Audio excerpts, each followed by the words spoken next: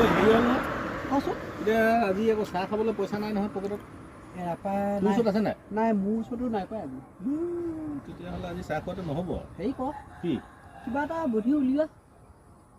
বুদ্ধি? অঁ, খাওঁ আৰু দুইটাই কিবা এটা কৰি আজি চাহ দিব। বুদ্ধিটো হেৰি কৰোঁ নহ'লে, এইখিনিতে আমাৰ পোনা কাণৰ দোকানখন আছে যে, তাকে বুদ্ধি এটা কৰি দিওঁ। ওলাবনে?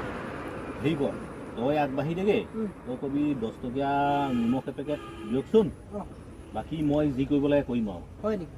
দেই মই সিমান ক'লে হ'ব। তই সিমান 10 টকীয়া নিমখটো লৈ তই ওলাব ল'বি আৰু। তেনেকুৱাতে মই কিবা এটা বুদ্ধি কৰি যাম আৰু। দেই আছে? নম্বৰত আহিলে এই তাকে 10 টকীয়া নিমখৰ পেকেট এটা লাগিছিল। হয় নেকি? আছো।